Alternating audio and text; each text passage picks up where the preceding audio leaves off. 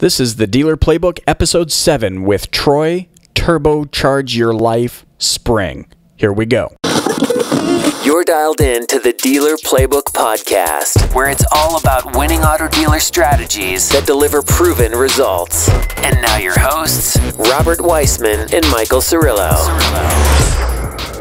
Well, hello. How's it going, everybody? This is Michael Cirillo and Robert Weissman with the Dealer Playbook. What's going on, Robert? What's up, everybody? What's going down? Look, it's been, not too long since we launched the Dealer Playbook on iTunes and Stitcher Radio, and I'm just so excited about the response that we've been getting.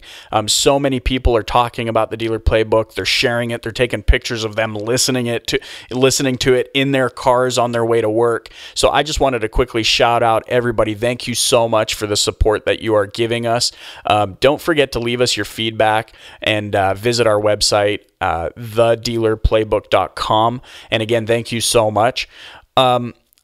Real quick, just heading into today's episode, we've got a tremendous thought leader in the space of, I don't want to say it traditional advertising, but for lack of better words, traditional media advertising, print, TV, radio.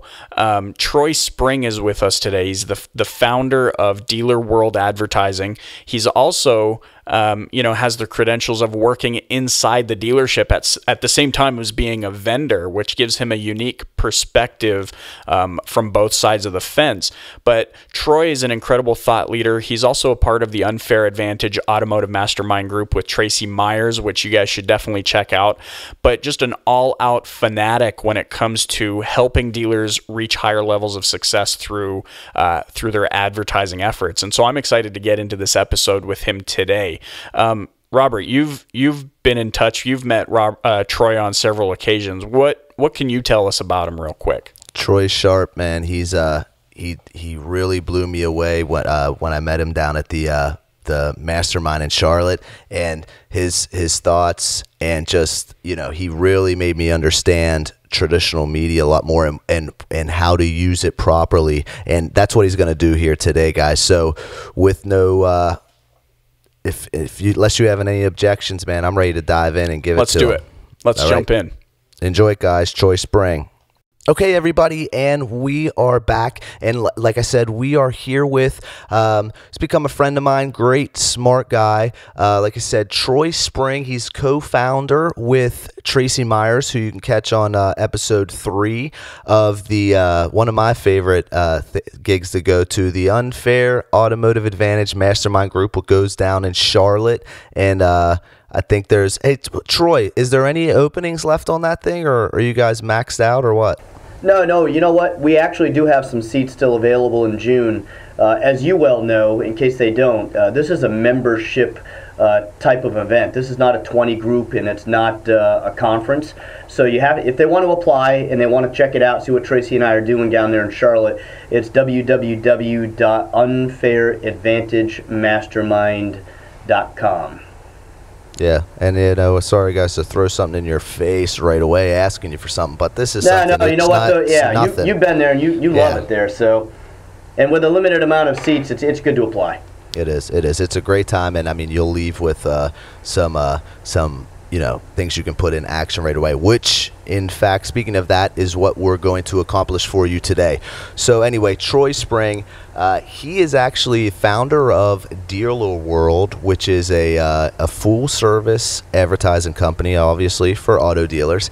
And then also he has probably, as me and Troy spoke a little bit pre-show, you could say, he has probably one of the person with this only gig in the world that probably has the title that he has with the dealership. What is that title, or what is your job there, Troy?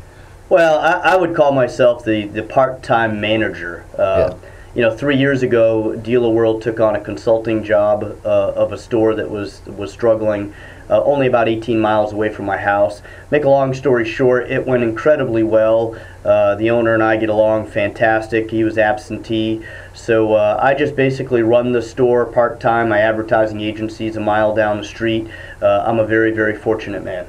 Yeah, part-time manager, guys. Eat your hearts out, man. Yeah, I never even heard of that. Yeah, but I get a lot of that. So if you're putting all this together, the guy, he owns an automotive business, an full-service advertising agency, and then he's also has his hands in the front line in the dealer world at running a dealership, kind of like what Tracy Myers is doing. You know, he's playing both sides. You know.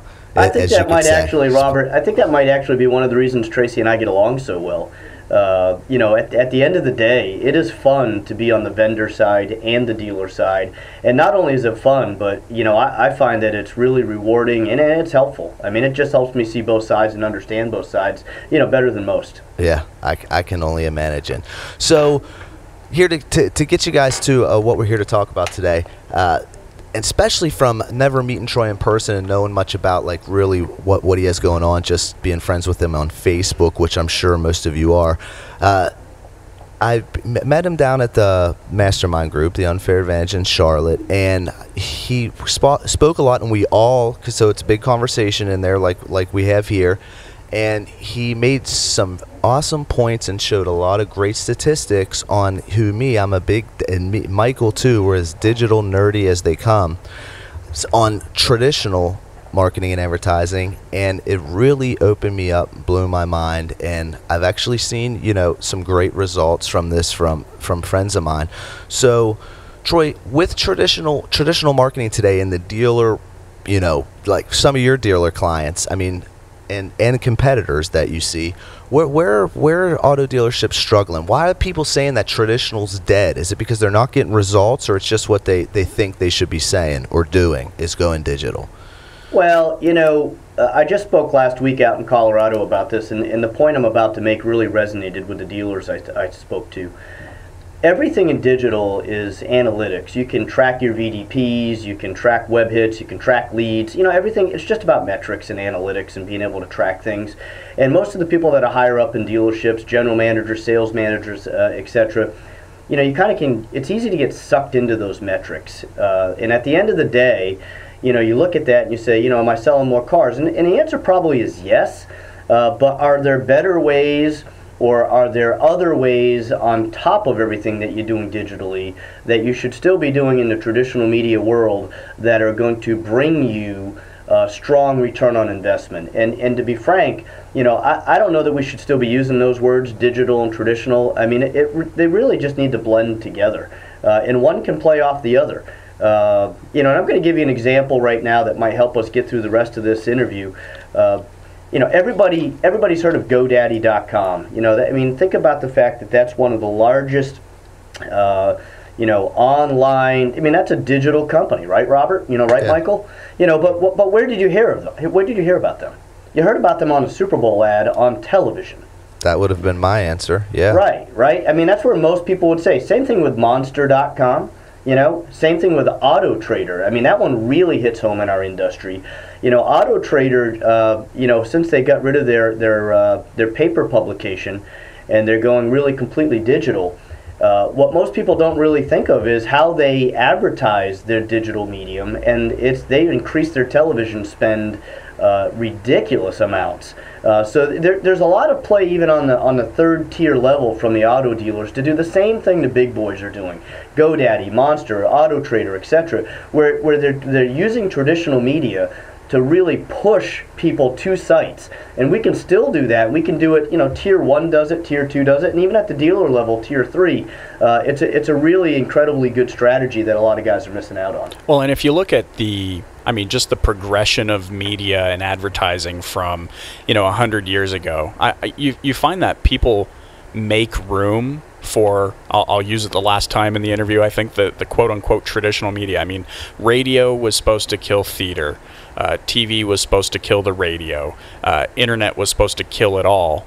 But what we find is that people make room for the media that they enjoy alongside the new media.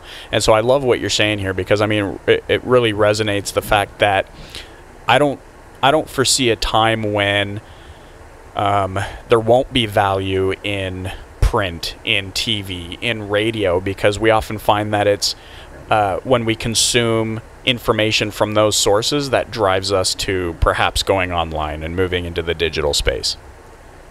Yeah, no question. And the other thing to consider too is that a lot of times the delivery systems are just changing, i.e. Pandora or Sirius satellite radio. Right. A lot of dealers will say, well, radio's going away. And I said, no, the delivery system just changed.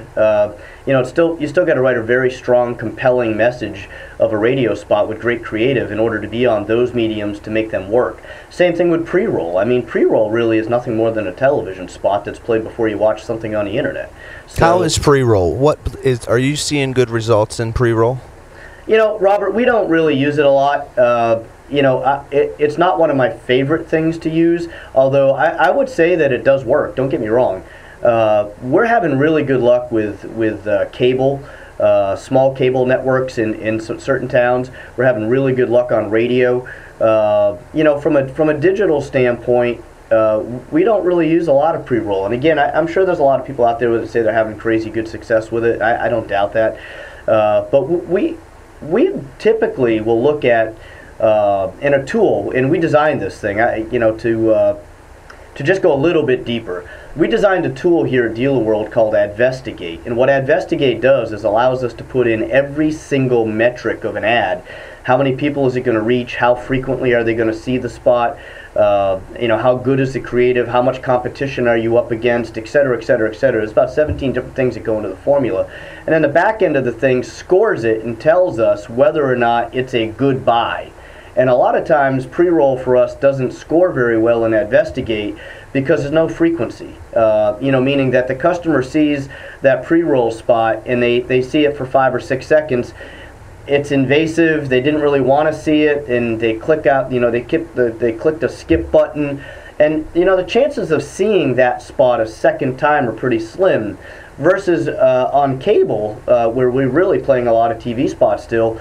It's not as invasive. You're used to watching television and seeing a commercial, and i.e. we buy a lot of Big Bang Theory. Here's a tip for anybody listening.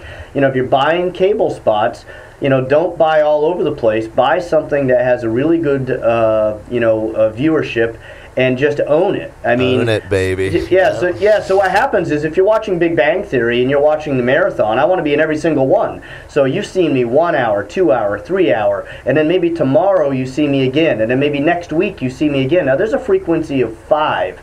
That's my point about pre-roll. It's incredibly hard to get a frequency of 5 on pre-roll. And so that's, I don't think it's a bad medium. I think it's a good medium. And if the dealer's budget supports it, we would use it. But it would not be our first choice. But it almost seems like no matter what you do, whether it's a good delivery method or not, or maybe more effective than another delivery method, if your message sucks, then, you're kind of shooting yourself in the foot. Would you agree?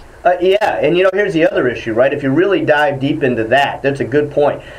It's much easier on television to say, the $99 a month, zero down. Some of these hooks that you've got to use. Yeah. Dealers don't like using them, but at the end of the day, they work. And so if you look at the delivery message or the delivery method on pre-roll, it's more of an entertainment thing, right? So you're supposed to entertain somebody when they're in front of their computer screen versus you're still allowed to really sell them when they're in front of their television. Right. So you bring up a very good point there, Michael. And sometimes you did as well. That kills the creative. You can't really sell. It's more of a marketing and branding aspect at that point, which can be very effective. Don't get me wrong, but it's the message can't be quite as strong on the computer because it's too invasive. Yep. It makes sense, and that's not in online. We're used to a different type of marketing and ways to get our attention than commercials, because I think it's the way, as the end user, we're so tuned into, that's TV. On the internet, we shouldn't have these commercials and things like that. So I don't think, they really don't have any influence over me. Or had any influence in any decisions I've made. I can tell you that. And I'll tell you what else is that, you know, like I hear the pricing is pretty good, and like they have to like almost watch into the end. If I open it up and then I kill it at that 5 sec, you know what I mean? Everybody knows that you're watching a YouTube video. It says you can skip ad in 5, 4, 3, 2, 1. Boom. We're all skip. You know, if everybody's hitting skip, I don't think you get billed. But nonetheless, I agree with you, and it makes perfect sense that good frequency on cable television would bring good results. Well, yeah, and there's the other thing that you just brought up. It is inexpensive.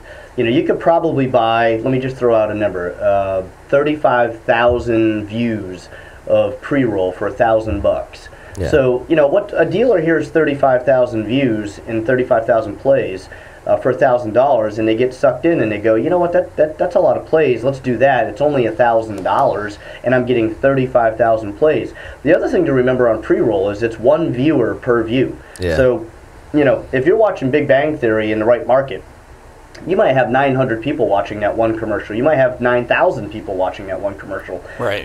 So, you know, they're looking at a buy in a schedule, and the dealer goes, oh, I'm only buying, 700 spots for the month, and it's costing X amount of dollars on this cable buy, and where I can get pre-roll 35,000 spots for $1,000. You just have to be careful, and that's why when we plugged it into our tool, Investigate, at the end of the day, you know, you don't have any reach either. Each play is for one customer. So how do you, say I'm a dealership and I just want to get started. I say, okay, look, I need to get more exposure for my dealership. What's the process? I mean, what are things to consider for my dealership that helps me identify the best delivery method? Yeah, no problem. Let me tell you exactly how we do it. So if we go into a store, first thing we do is we pull their ad budget and we take a look at everything they're doing. And I think you guys are probably going to laugh. Most dealers that are listening right now, a high percentage of them at least, are doing this. The ad budget is spread all over the place. They feel like, you know, I've got to do pre-roll because all my buddies are doing it. I got to be at Auto Trader, and I got to be on Cars.com, and I should be doing TrueCar. And so a whole bunch of that money is getting taken up digitally, number one. Number two, I'm afraid to get away from radio, so I got to do a little bit of radio, and I got to do a little bit of TV, and I should sprinkle out some direct mail. And the problem is that we see 90% of the time is that the dealer's ad budget is spread way too thin. And Robert, you've heard me say this in Charlotte a few times. You know, they don't own anything. They've made no stamp on any group of people on any one particular medium that gives them enough pull and enough push that they're top of mind when somebody comes into market. So that's step one, is to take a look at that budget and see how spread thin you are. And then the second step would be, let's get rid of all the stuff that's not working, and let's tone it down and get to the 3 or 4 things, or one thing sometimes, that we know we can dominate and we know we can own. And as an example, there are some radio markets where terrestrial radio, right, not to say traditional, might be the best play. There was a store I ran back a few years ago that we spent $59,000 a month on radio. And most people would say we're out of our minds. I didn't do any newspaper, I didn't do any television, but this took that store from 125 cars a month to 215 cars a month in 1 month. Wow. It wasn't a ramp-up period. It wasn't a time where we said, hey, you know what, over time we might see results. You know, when you can own a medium and you have that great creative, Michael, that you just talked about, you know, if the creative sucks, it doesn't work. Well, if it's great, it will work. So if you have awesome reach, you have awesome frequency, you've got a great creative message, that ad budget, Michael, to answer your question, might boil down from 10 different items to 3 items where, hey, we cut cars because that's not really working, we kept Auto Trader, we're getting rid of everything else, and we're just going to own radio. I mean, there's an example of what a dealer should do. And another step would be, if they haven't mailed their database recently, we train our guys to ask this question to every single dealer, not for our benefit, but for the dealer's benefit. When is the last time you mailed your database? Not emailed. That you sent a hard copy, tangible piece of mail into their mailbox that said, we love you, we want your business, we don't want you to defect to another store. I mean, obviously the mail piece doesn't really say that, but that's Right. that's what it's written to say underlining. That's right? the context of the message. The context of the message with a real hard driver and a hook to bring them in, because there is absolutely no better dollar spent for any dealer unless they're in an absolute major metro market that it doesn't work for. And there are a few exceptions to every rule, right?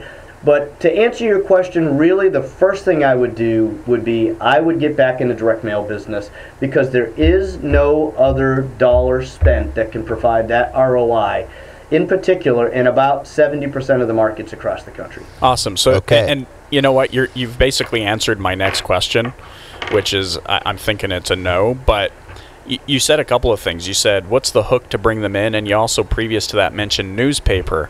And I mean, I'm looking at newspaper ads these days, and nothing's really changed. I feel like somehow we got caught in this trap of, putting 12 pictures of vehicles on the page with their price and, a brief description, air, tilt, cruise, lady driven, or whatever. Is there any value in that? Is there enough hook in that? Does that play a role in the buyer's path to purchase, that type of advertising where it's just picture price, 12 on a page, no special hook, no special message? Or are dealers wasting their money on that type of advertising? Well, newspaper is a difficult medium right now for sure. We've tested it a couple of different ways, and we do hardly no newspaper. One way we tested it was we had a dealer that was willing to give away a used car, about a $2,500 used car. Mm-hmm. We ran 2 full-page, full-color ads in a very densely populated area. We're not talking about a circulation of 5,000. We're talking, in the neighborhood of 100,000 circulation. Mm-hmm. And basically the ad did nothing but invite people in to register to win a free car. And the contention of that test was, if they don't come in to win a car, I doubt they're reading the paper at all and will buy a car out of the paper. So we ran that ad, 2 full-color, full-page ads, inviting people in to register to win a free car, and it didn't really play out well. Now, before I go any further, let me tell you about a second test that we did. I shouldn't say we did. We're in the process of doing right now. Robert, you're familiar with Ads Are Live, correct? Ads Are Live is our new technology where we can actually, without a QR code. Oh yeah, you showed it to me that time. Yeah. And the reason we did it was to try to breathe some life into newspaper. Matter of fact, we're in negotiations and talks with some newspapers right now, outside of just the car business. But what this technology does is we can hover the mobile device, Android or Apple, over any picture on any newspaper or magazine or direct mail piece, anything, and literally tap the screen, and that picture can come alive with streaming video. That's awesome, man. So without a QR code. And so here's the cool thing about that, Michael, that allows us to really dive in and test, is that we can track how many scans those images get. So we can literally, hopefully within the next couple of months, give you legitimate analytics on newspaper and how many people read the ad and how many people scanned it, and which page is better, is back page really worth double, that kind of stuff. So we're diving into newspaper a little bit more because I have an affinity for it. I'd really hate to see it go away, but currently right now there's not a lot of place in any dealer's budget that we work with for newspaper. And would you group magazines like the little penny rags that you can pick up that are basically the same thing? Would you group those in the same category as newspaper, where it's just kind of a 60-page book that it's nothing but picture price page after page? If you can get the front page or the back page and you can get the money right, I don't know that those are a bad deal in certain markets. Okay. If you're in a small market like Carbon County, where the Ford store is that I run, we are currently in that publication. Cool. So basically, but the reason we are is because we got the back page. Okay. Cool. Premium spot. There's no sense in being in the middle of 100 pages. Right. So basically, what it comes down to is, based on the dealership, hey, what's your budget? What's working? What's not working? Get rid of that, and then let's look at some proven mediums. But as of right now, you're basically saying, hey, we're trying to make some waves here with newsprint, but if you're going to do anything print, get print in mailboxes, essentially, is what you're saying. Yeah, and you know what, if you guys would like, I would love to have a little test with you and see if you agree with me. Sometimes we'll sit in front of a dealer and we'll tell them, look, there is no better return on your investment for your advertising dollar than direct mail. And I just shut up, and it gets silent, and I think you guys will think this is funny. What do you think they say, of course, right? They start saying, no, you can't prove that, and right? Right, so, yeah. If you'd like me to, I'll share with you guys how we prove it. Sure. Super sale companies. When you think about a super sale company, whether a dealer likes a super sale, doesn't like a super sale, has thoughts about them, doesn't matter. This is how we prove it, and this is how I track. I will track it until I retire. What the best medium is I'll watch and see how a super sale company evolves and makes their money. Because when you're talking about a team of 10 guys that are traveling 1,000 miles from their home and going to pay their own way, pay their own gas, their own travel, their own hotel, their own everything, and they're paying for the advertising up front that they have to make their living off of for the rest of the week. I would tell you this, that 100% of the time right now, they use direct mail. Not 70%, not 60%. So, there's some people that could challenge whether or not direct mail has the strongest ROI, but show me a sale that just happened last week anywhere in the country that delivered 50, 60, 70 cars and did $200,000 or $300,000 in gross profit in 5 or 6 days that was done on anything other than direct mail. It doesn't exist. So, what forms of direct mail? Excuse me, guys. I don't know how that happened. What forms of direct mail are doing the best? And there has to be one. I know, I've seen some super creative stuff, and then I see the same old, the key glued onto the right. Full color mailer, with the same old on it. Which maybe that one's still the bullet, but. Is there any thing new that has come up that you've seen trends in direct mail, or any just classic staples that are you seem to be doing the best, basically? Yeah, good question. Obviously that mail that I just referenced is a saturation piece. That's just every household delivered. A lot of the time that has the gift and the gimmick, on it, either the key or, if you're familiar with the code case. Where you just pull out the little tab and the blue number shows, and a lot of that is the fact that you've got 3, 4, 5, 600 people coming in that said, hey, I won a prize. Now, oddly, here I am on your podcast talking about that when my chapter in the Unfair Advantage book with Tracy Myers and Brian Pash was all about how to drive traffic with no gifts, no gimmicks, no gizmos, right? No keys, none of those code cases, those kinds of things.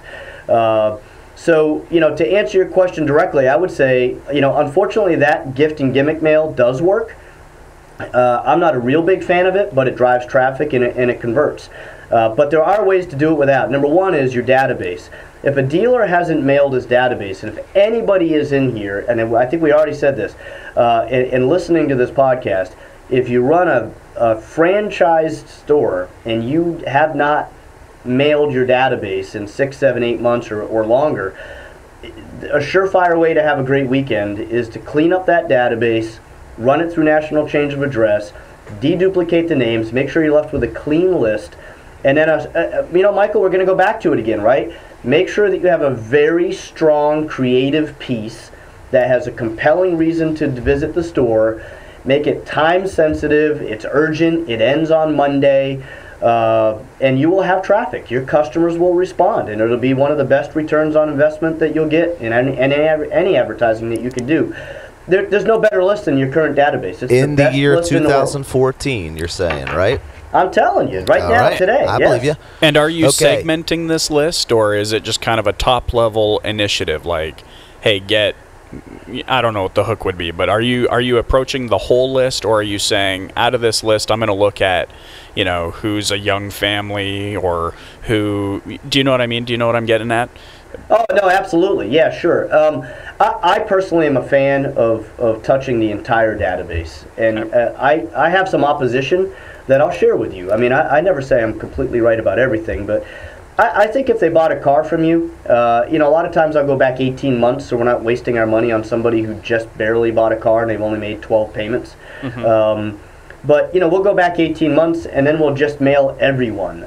My feeling again is that when we try to get too segmented, that it can dilute the whole purpose, which is to communicate with that database. Now, from a strict return on investment standpoint, there are ways that you can go in and a gold digger program as an example, if you've heard of that. Yeah.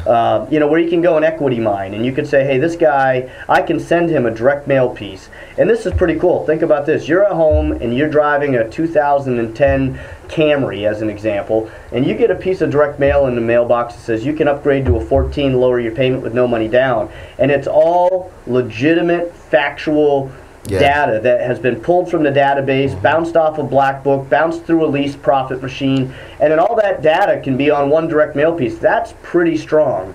And I'm an advocate of that. I think it works. I think it works well, and it should be done. But you're saying if a dealer's going 6 or 7, what'd you say, 6, 7, or 8 months without sending quality creative mail or just a mail piece to their database, that's going to drum them up some immediate traffic and killer ROI, right? Yeah. In a nutshell.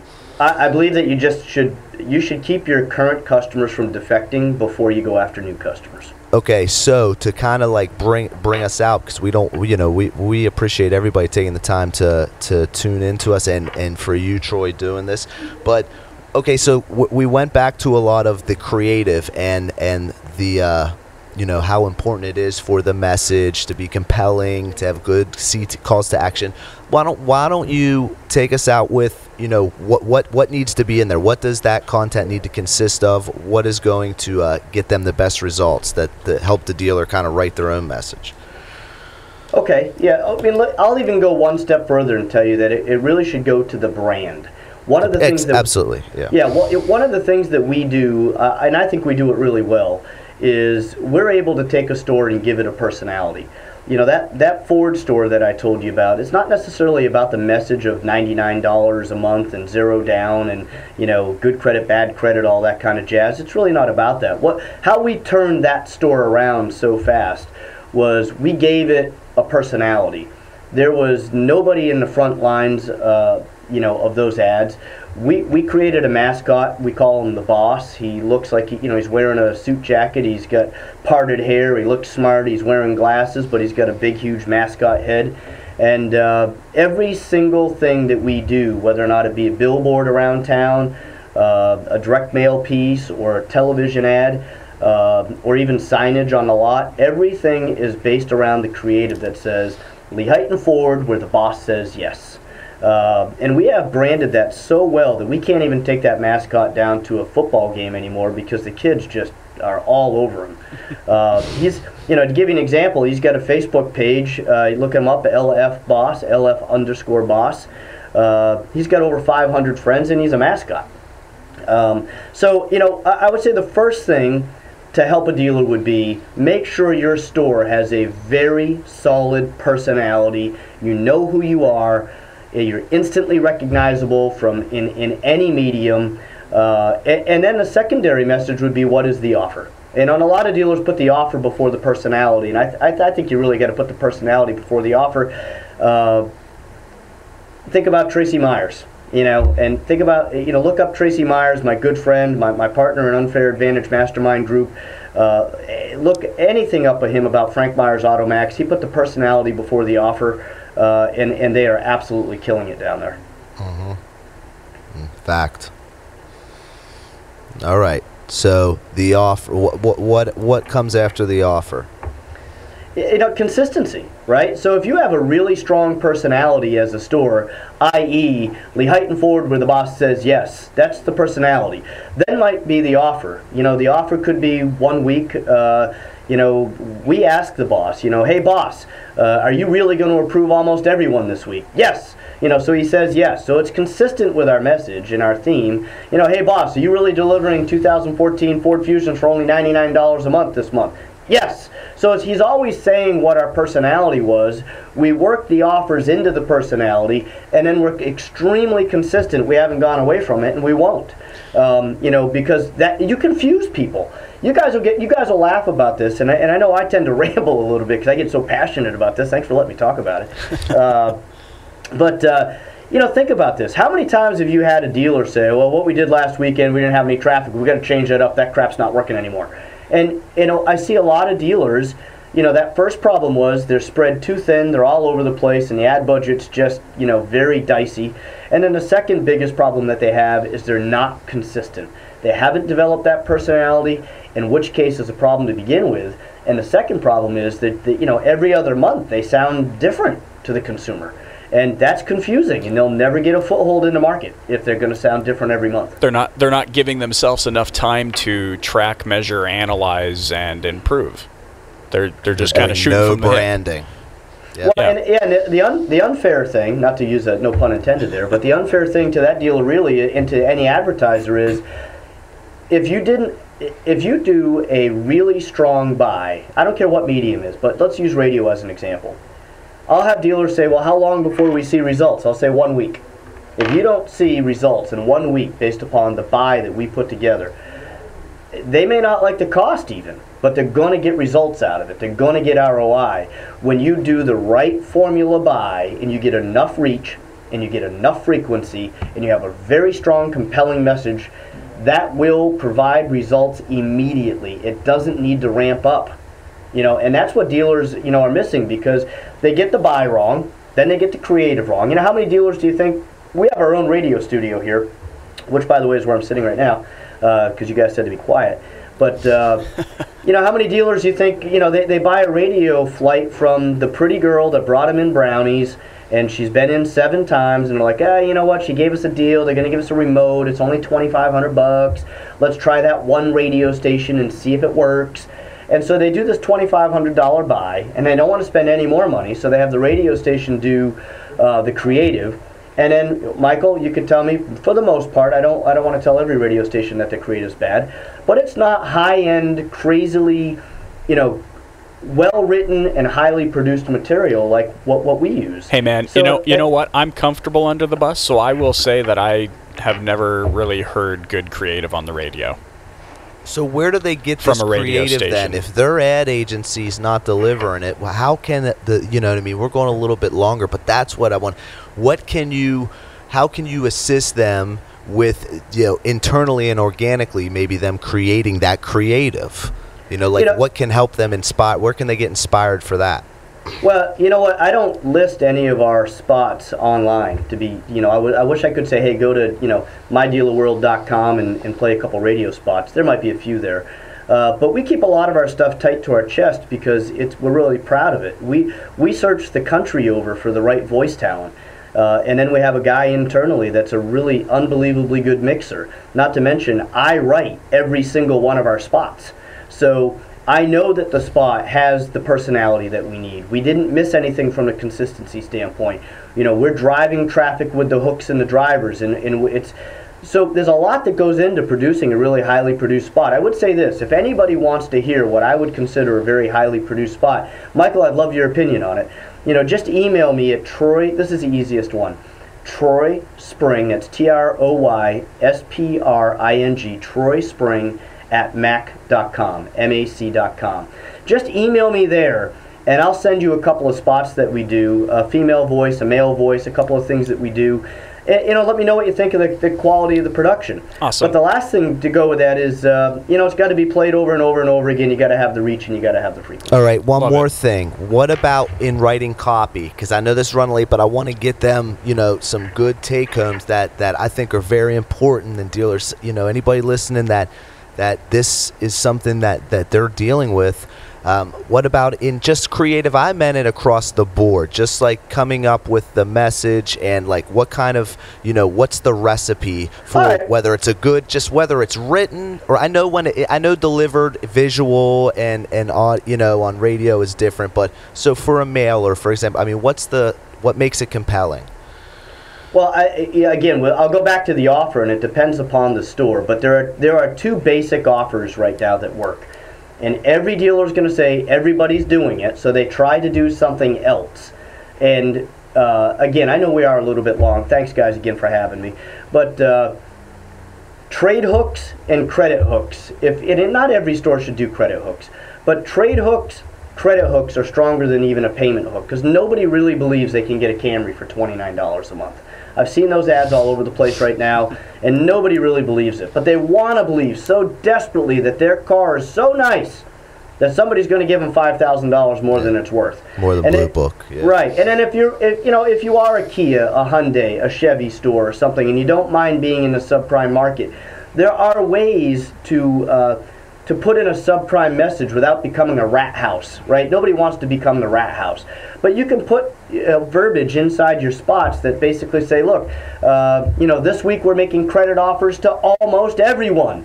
That doesn't say, good credit, bad credit, we don't care, bankruptcy, divorce, come down, ABC Motors, will sell. Yeah. No, Very just put in a soft sell message that says, hey, this week we're making credit offers to almost everyone.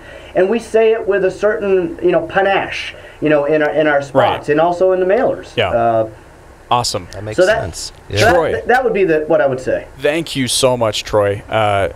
Man, that's a wealth of information. Dealers listening to this, thank you so much for the time. In closing, how do we get a hold of you? How do dealers get a hold of you, and where can they connect with you? They could email me again at troyspring@mac.com. That's simple. Or they could troyspring@mydealerworld.com. My cell number, I'm going to throw it out there. What the heck? 610-570-3022. That's a direct line to my phone. I give that out because I travel a lot. Our office number is 888-904-9994. And I'm all over the place, social media. Robert, you know that. Yeah. Facebook, he's not hard LinkedIn, to find, Twitter. everybody. Not hard to find. So you're willing to, as you said before, pre-show, so you're telling me that anybody that wants to go a little bit deeper, because again, we went on long, you have a lot of information, Troy, and I mean, I really appreciate it, but is there, you're open to just answer any questions and, that go over, talk about what they're doing now, etc. with anybody, correct? Yeah, let's throw it out there. If anybody wants me just to look at their ad budget and give them a free analysis of what they're doing and a couple of tweaks, look, I'd be happy to help anybody. So wow. No worries. Thank you, Troy, man. You hear that, guys? That I appreciate that. All right, I am done. Or send me spots. Send me a spot. Send me a radio spot, a television spot, a direct mail piece that you did, and I'll critique it. I'll tell you what was good and what was bad. All right, guys, his emails and all this information will be in the show notes at thedealerplaybook.com, so you can get it there. All right, everybody. I don't know about you guys, but I'm out of here. Done. All right. I'm out. Thank you. Yeah. Thanks, Love guys. it. Thank Take you. care. Later. Bye. Wow, guys, was that not incredible? Troy Spring, there's no disputing his passion and his level of expertise when it comes to advertising your dealership and helping dealers achieve the next level of success, driving tons of traffic. I don't know about you, but I was just blown away by how much knowledge he has on this topic. One of those twice as smart guys, He's street smart, and then he went to school smart type because he's in the dealership. He has interest in that level of the industry, and then boom, he's on the owns an advertising agency, basically full service, advertising agency. It's great. Yeah, it was incredible. So, and he's written a book, Turbocharge Your Life, which we'll include in the show notes. We didn't get to talk to him about that, but that thing is also incredible and just further shows, his level of passion. So don't forget to check out the show notes. But hey, Robert, guys, check out thedealerplaybook.com. Check out all the previous episodes. Subscribe if you have not yet. If you see any value in this, we'd appreciate it. It helps us a lot when we're just starting out like we are. And please, feedback. We encourage all of it, good and bad, because look, we're just, winging this. We're not professional broadcasters or anything. We're just in love with this industry and in love with podcasting. So, good or bad, your feedback is valued more than you know. So until next time, thank you so much for giving us the time today, and we'll talk soon. Later. Catch you later.